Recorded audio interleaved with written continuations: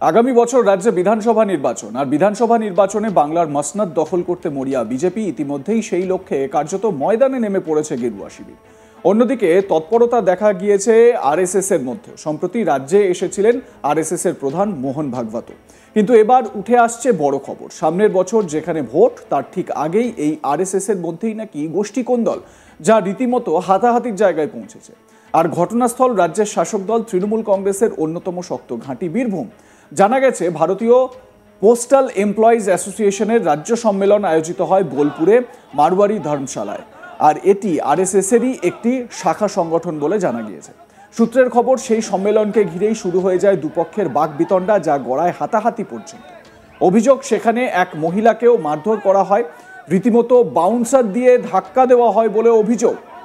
এবং কি পরিস্থিতি তৈরি হয় একবার ভিডিওটা দেখাই আপনাদের।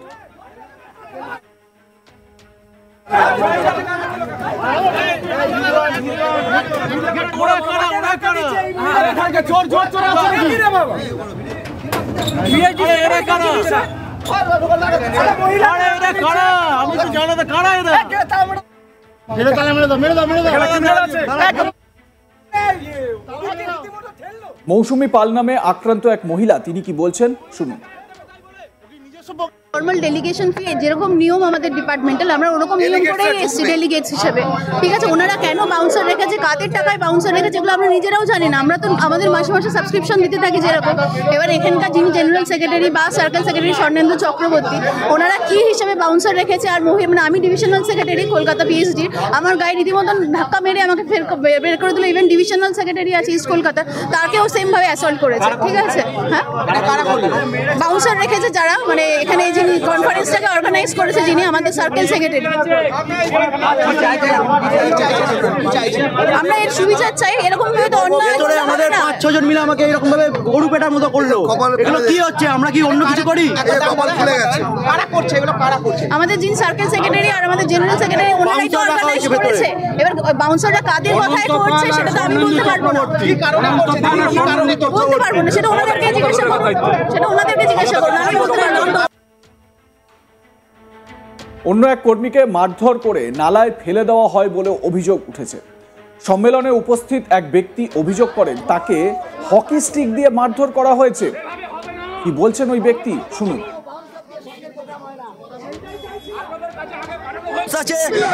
হকি স্টিক রেখেছে ভেতরে, সব মারছে। দেখেন এখানে মেরেছে।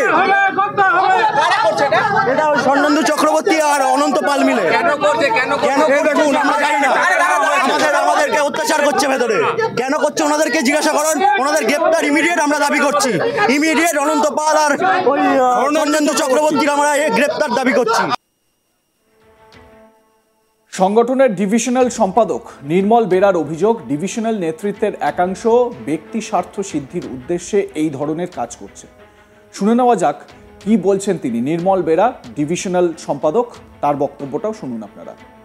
ভারতীয় postal employees association affiliated under ভারতীয় মজদুর সংঘ, যে ভারতীয় মজদুর সংঘ শুধু ভারতবর্ষের নয়, সারা পৃথিবীর ইতিহাসে বৃহত্তম শ্রমিক সংগঠন হিসেবে পরিচিত। আপনারা সকলে মিডিয়া থেকে সাধারণ জনগণ পর্যন্ত জানেন। সমস্যাটা কি হয়েছে? সেই জনগণের আমরা সরকারি কর্মচারী সংগঠন, আজকে কেন্দ্র সরকারি শ্রমিক কর্মচারী, আমরা ভারতীয় পোস্টাল এমপ্লয়িজ অ্যাসোসিয়েশনের সদস্যরা, আমরা বিভিন্ন ডিভিশনারের বিভিন্ন লিডারশিপরা আমরা আজকে সার্কেল কনফারেন্সে পার্টিসিপেট করতে এসেছি। অথচ অগণতান্ত্রিকভাবে কিছু ব্যক্তি স্বার্থ সিদ্ধির উপলক্ষে কিছু তথাকথিত ভেস্টেড অন্যায়কারী এই ডিভিশনাল লিডারশিপ, এই ফেডারেশন লিডারশিপ দিনের পর দিন সঠিক কার্যকর্তাদের বিরুদ্ধে রোলার চালাচ্ছে, তাদেরকে ইলিগালি সাসপেন্ড করে দিচ্ছে, তাদের বিরুদ্ধে অ্যাডমিনিস্ট্রেশনকে লেলিয়ে দিচ্ছে।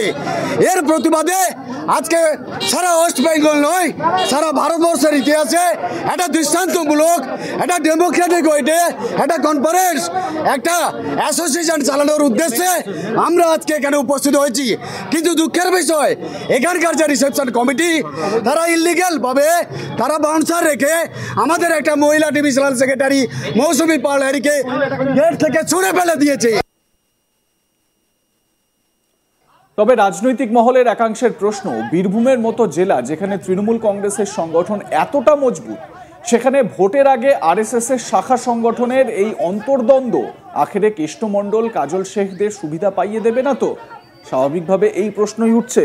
কিন্তু প্রশ্ন হচ্ছে যে এই বাউন্সারদের কারা নিয়ে আসলো? বাউন্সাররা কোথা থেকে এসে এখানে এরকম হুজ্জুতি করার সাহস পেল? নিশ্চয়ই কেউ না কেউ ইন্ধন দিয়েছে।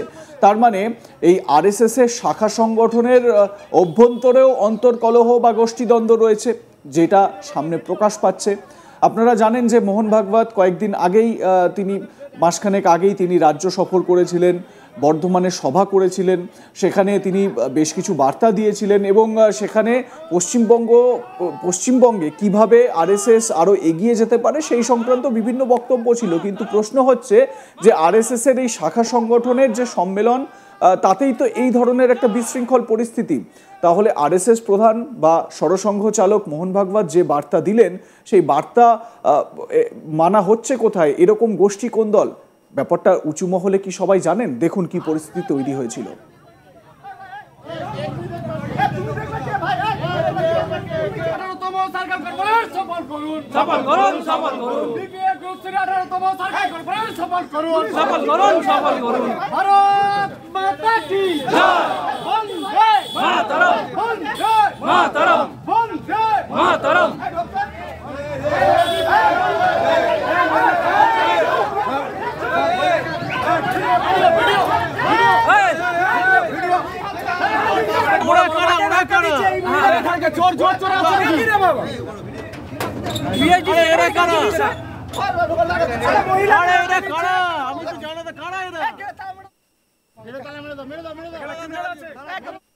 আমরা এই যে অশান্তির খবর দেখতে পাচ্ছি বা অশান্তির বাতাবরণ দেখতে পাচ্ছি, প্রশ্ন হচ্ছে এই যে বীরভূমে এই যে অশান্তি, আরএসএস এর শাখা সংগঠনের দুই গোষ্ঠীর মধ্যে অন্তর্কলহ, এতে করে আখেরে সুবিধা তৃণমূল কংগ্রেসই পাবে এবং ভোটের আগে এই ধরনের বিজেপির বা আরএসএস এর বিভিন্ন যে গোষ্ঠী কোন্দলগুলো যদি সামনে আসে, তাহলে তো সত্যি সেটা একটা অস্বস্তির জায়গা, তাই না?